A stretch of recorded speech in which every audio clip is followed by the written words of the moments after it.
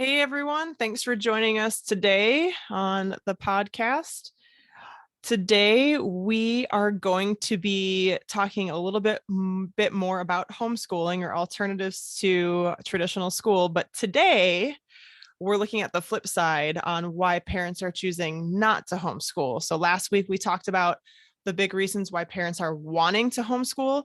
Today is the opposite. Why not? So we'll unpack that a little bit. We have some stats and then just some arguments that we found in our research.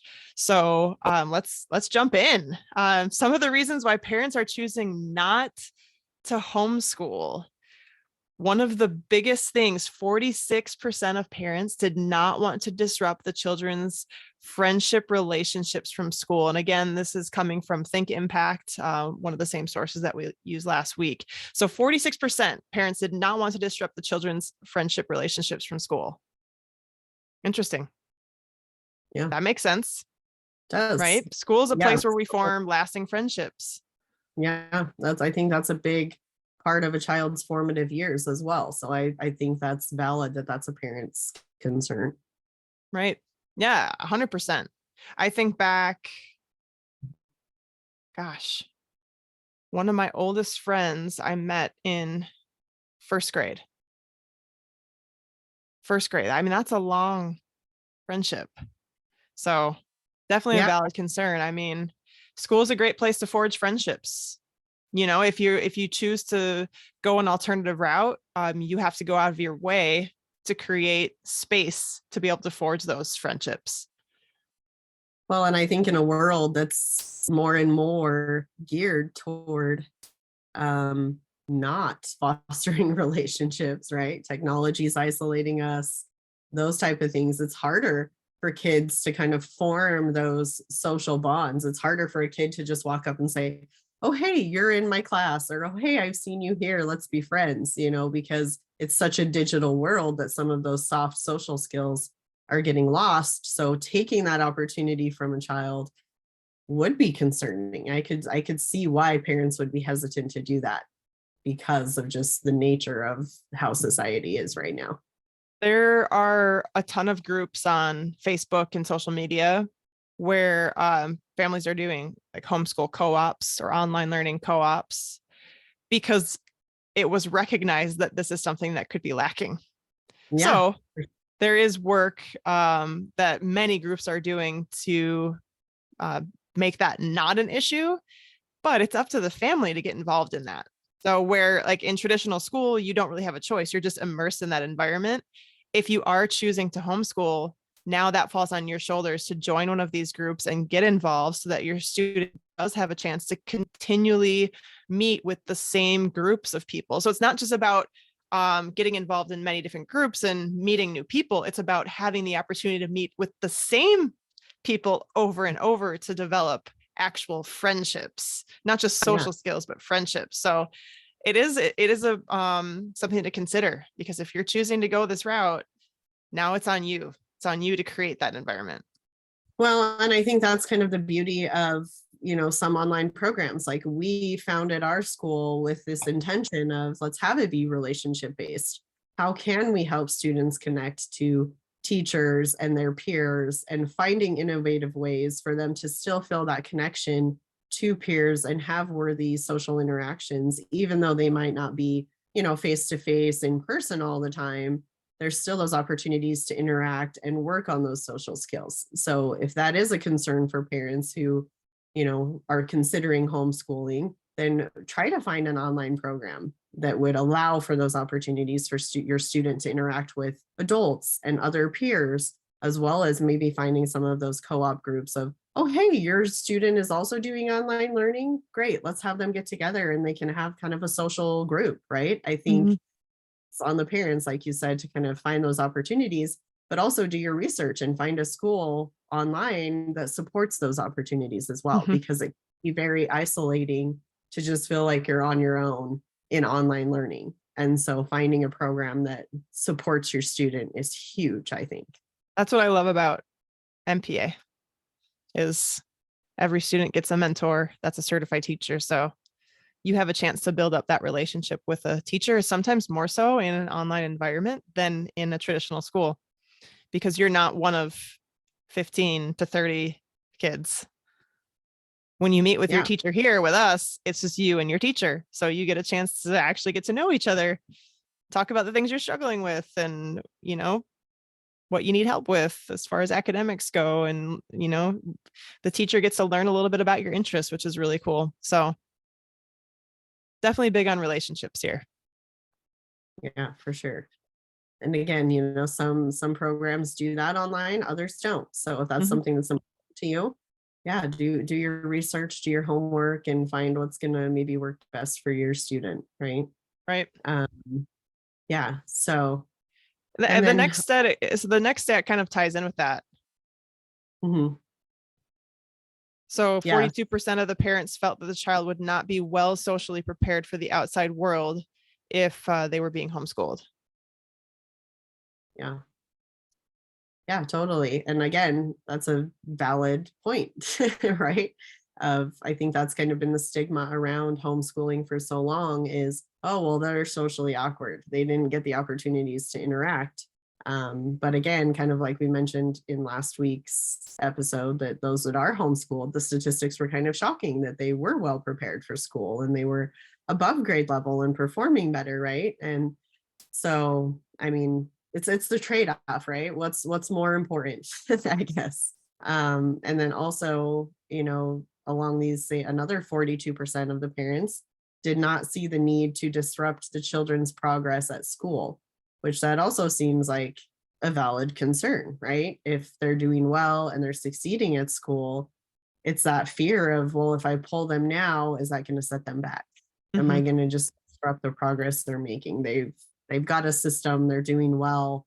If I disrupt that, how is it going to affect my student? Hmm. So I definitely think that's a valid concern as well. And you're the parent, you know your child best. Are they going to thrive if you pull them from school and Hmm. then all of a sudden, hey, I'm your teacher and I'm going to be checking in to make sure that you're actually doing your online work? That might not be the best opportunity for your child. And so I think that is something you have to weigh as you're trying to make this decision. Right. We've talked about structure in past episodes, and a traditional brick and mortar school provides that just by nature of how it's structured, right? You're Mhm. going from class to class. There is just structure involved with it. And parents don't really have to put any time and energy into creating that structure. It's just there. And we as human beings, most of us, I would say, thrive off of some level of structure or at least rhythms, right, in our daily life. Um, so yeah, that's something that would be a concern if your student is doing well with that structure that's already in place, feeling like, gosh, am I going to disrupt that at home? Um, Yeah. so valid for sure. Valid argument. Yeah.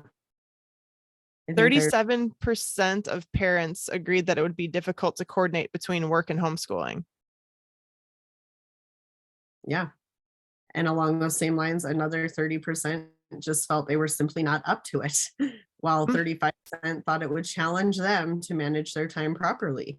So again, boils down to the family dynamic. Are you one of that 35% that wants it to challenge you, right? Where, hey, I could manage my time a little better. Or are you within that 37% of it that I just don't know if I can do this, like managing work and school? And I mean, you know, most of us lived it through COVID, having to do just that, being the teacher, the parent, working from home parent, like all those things. And it was chaos in the beginning. I think once, we got structure and rhythm, like you mentioned, it got a little bit easier, but it was still a challenge. And so you just have to individually decide if that's up to you. And you know what? No shame if it's not up, Mm-hmm. if that's something you want to do. It's hard. I've worked from home when kids are around and it's hard. It's hard to focus. It's hard to stay, not feel guilty that, oh, I'm not giving my kid enough attention. Oh, I just dropped the ball on this work email. Oh, it's too loud during this Zoom meeting. Like there's so many levels of complexity and it really boils down to the individual. And you know what? If that's not in your wheelhouse, that's okay. We're not sharing this information to guilt you into, oh, well, you should homeschool. No, we're just giving you the information of you're not alone. There's another 37% that are saying, I just don't think I'm up to this task. And that's okay, because if it's working for your student at a traditional school, that's awesome. Have them keep doing that. Don't disrupt their pattern. Don't disrupt their learning. This is just, if there is an alternative that would work, just be sure to weigh all your options. That's kind of the purpose of these, Right. why some are homeschooling and why some are not, because it is an individualized choice that you have to make sure works for your family. Right. No, 100%. And it's worth noting the difference between homeschooling in the traditional sense and with the parent as the teacher, right? Or the Mhm. facilitator of learning. I mean, there's definitely unschooling approaches. We talked to Robin a few weeks back, who, has that unschooling approach where you're more just facilitating rather than teaching. It's letting the student drive the why, right? Or the student's why driving the learning. So the difference between that and online schooling, where the parent doesn't have to be the teacher or the facilitator, right? Just more of that coach or that person that's being the supportive person alongside your student, checking in, making sure work is being done. That's a big difference for a parent who might feel way too overwhelmed to do traditional homeschooling, but having your student enrolled in an online school where you don't have that pressure of feeling like you need to be teaching your student, um, that might help with parents who are kind of feeling in between, like, traditional brick and mortar school is not really for us, but I'm not sure I'm either equipped or up to the task of fully homeschooling. So definitely consider online education as an option. Yeah, for sure. Because we take that pressure off of you a little bit, right? You don't have to be coming up with lesson plans or all that. And yeah, we facilitate the conversations, the progress reports, the all of it. And it does just free up your time to, like you said, just kind of facilitate and check in, right? So yeah, those are Right. some of the statistics that Think Parent or Think Impact outlined for parents. And then we found another interesting article that was 5 arguments against homeschooling. And so, for those that are saying, hey, I'm not going to homeschool, this is the solidarity. These are the 5, solid arguments as to why it's okay that homeschooling doesn't work for you or alternative education doesn't, right? Um, but I think, again, it's just having all the information, deciding, making sure that it works for you. And so financial strain was one of the biggest ones that was cited. Mm. Especially if you're doing the traditional homeschooling and okay, well, one parent is strictly going to be the homeschool teacher, then hey, if you were a 2 income family, that might put a lot of financial strain on you, right? And so again, that's where maybe an alternative route to homeschooling, like an online program, might be a good option because you still have some of that flexibility of the homeschool mentality, but you're not having to quit your job to be a full-time teacher, right? And to full-time overlook your students. And so I think that's one of the biggest concerns as to why parents are not homeschooling is because of that Hmm. financial strain. Right. So, And that's valid. And, many online schools, there are some online charter schools, many online schools are private pay, right? Independent schools. So tuition is a factor to consider as well. There's a wide range of tuition ranges when it comes to online schooling.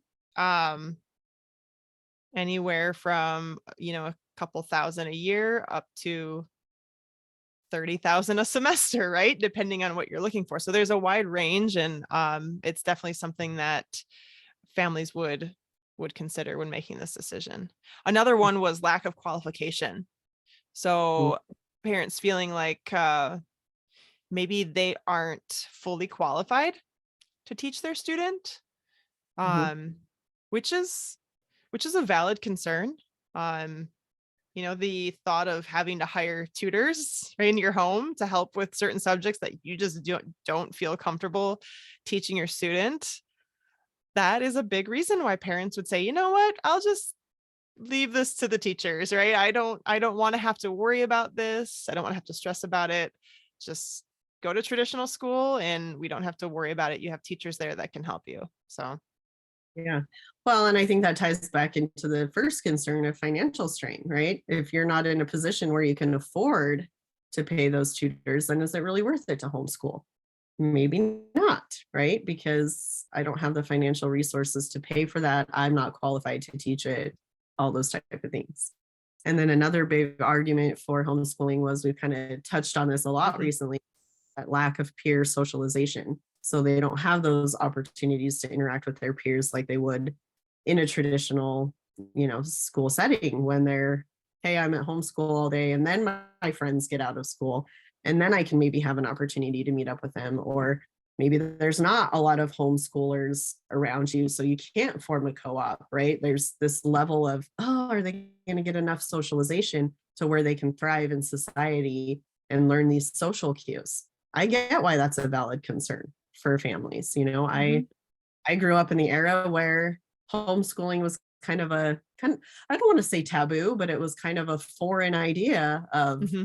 what, you don't go to school? Like, that's so weird, right? And interacting with these kids and being like, what do you do all day? Kind of weird. Like that, unfortunately, that was the stigma that I grew up with. And I knew kids that had been homeschooled where I was like, they're kind of different than me, right?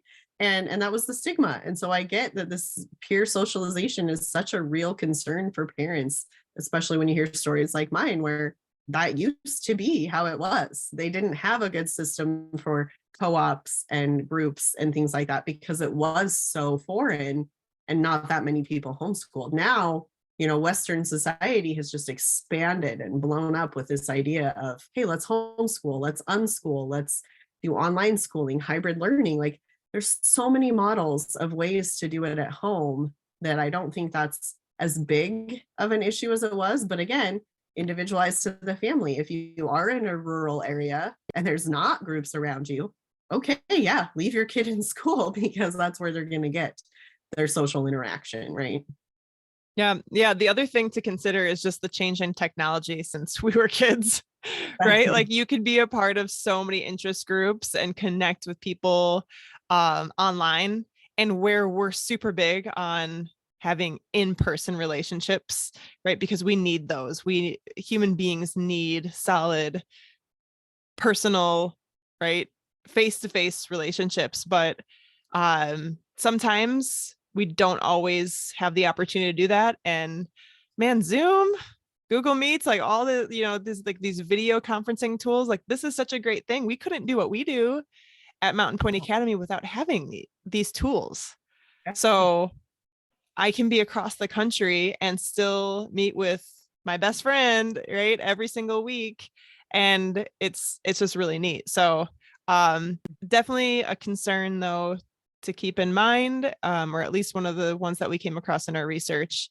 There are definitely ways around it, more so now than before, but it's still something to be aware of as you're making this decision.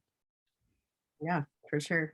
And then one that I thought was interesting was like these 5 arguments against homeschooling was the development of overdependency, which I think it makes sense, right? Like you want your child to have kind of a well-balanced time for independence as well as dependency on a parent. And so if you're their go-to for everything, it could lead to this overdependency or codependent kind of relationship, which isn't necessarily always healthy for your child, right? They'll be not that prepared to leave home, to attend college, to have a job, right? They kind of will lean on you for everything. And so I get that that's a very real fear of, oh, well, hey, mom and dad solve all my problems and this and this and this, it's definitely a real argument against why not to homeschool, because then they see you as the be all end all for everything and might not develop some of those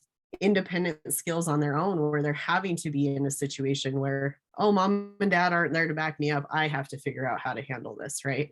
So I thought that one was a really interesting argument against homeschooling.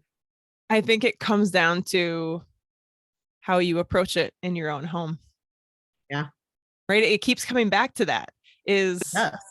the flexibility and the control is a double-edged sword, Mhm. because you can use it to create a better environment for your student, or it could be more toxic depending on how you approach it. If you want to create an overdependency, you can do that with your child, right? You can keep them locked up in your home and having very little social interaction with anybody else except for yourself, right? I mean, that's a real possibility and something to consider. So yeah, it's just putting so much more control into the hands of the family, which can be an amazing thing.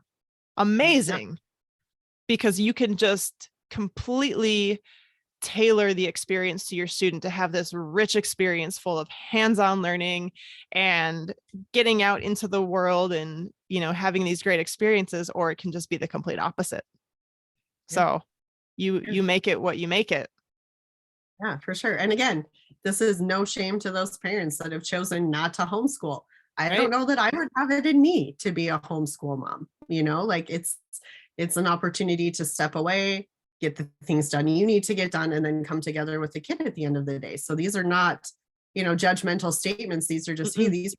these are the real concerns that Right. parents are struggling with, right? Because I get it, right? Like you said, it's a fine line, right? It's the same thing with parenting. So much easier to just be like, all right, here's your iPad, go, right? Than to Right. actually, oh, hey, let's have a It's so much discussion. work to be a parent.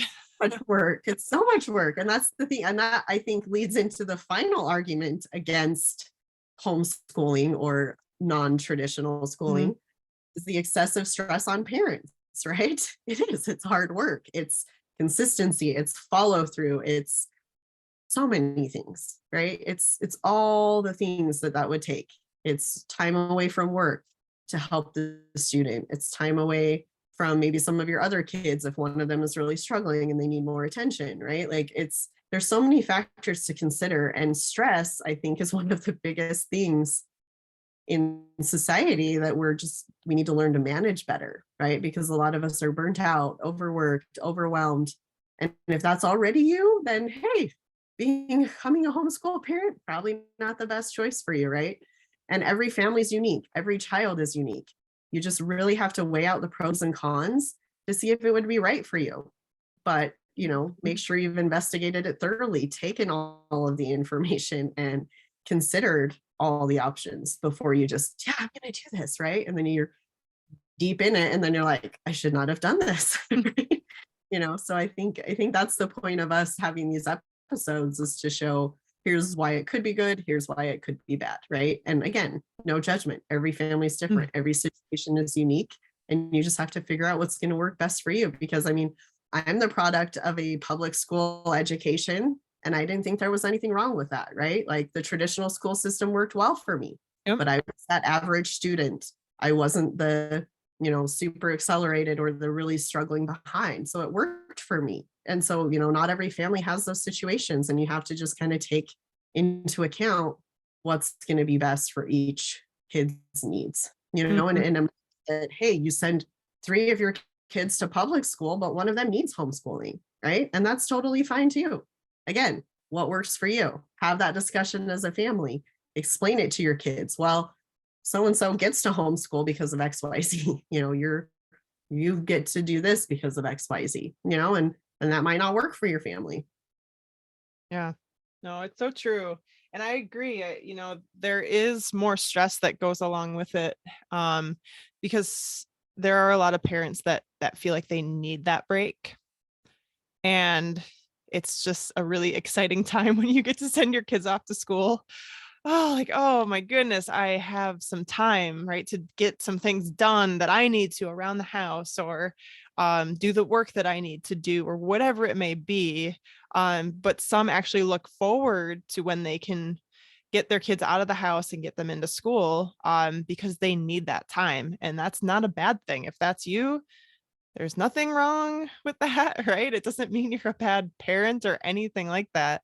It's just everyone's different. So some welcome the opportunity to have those alternatives and to provide, a really rich learning experience for their student. And they're actually excited to be at home, facilitating that. And it energizes them, right? Instead of creates stress. And I feel like if you're listening to this, you probably can already start to identify with like which, category you fall into. Is this something that is exciting to you to think of alternatives for your student and how we can help you support you in that? Or is this something where it just like brings on a whole bunch of stress and anxiety and maybe it's not the route for you. So, or maybe you're somewhere in between and that's fine too. And we can help you navigate that. And just because you make a decision one way or another, it doesn't mean that you can't ever change your mind down the road, right? Like if you're homeschooling now or online schooling now, guess what? If it doesn't work out, you can always go back into the traditional education system. Or if you're doing that now, you're like, hey, you know what? We want to try out online school. We want to try out homeschooling. You can. It's so cool. Like you can have that choice. So definitely call us because we'd love to talk to you. We'd love to hear your story. And just find out if you agree with some of these points. If you're feeling any of these, you're maybe looking for alternatives, but some of these points kind of hit home for you and are maybe some worries that you're dealing with. Let us help you navigate through those concerns. And we never want to force families into feeling like this is the only option or this is the right option or the correct option, because that's not the case. So we just want to do what's right for the student, and it's different for everybody. Yep, totally. So yeah, let us know what you thought about today's episode, especially if you're one of those parents that's maybe on the fence. And if it was helpful hearing these things, we'd love to hear your feedback. And like Sarah mentioned, give us a call. We have free consultation calls where we're happy to discuss what online learning might look like if you're hoping to do an alternative education route. And we'll put that in the show notes so you can give us a call. And we'll see you next week.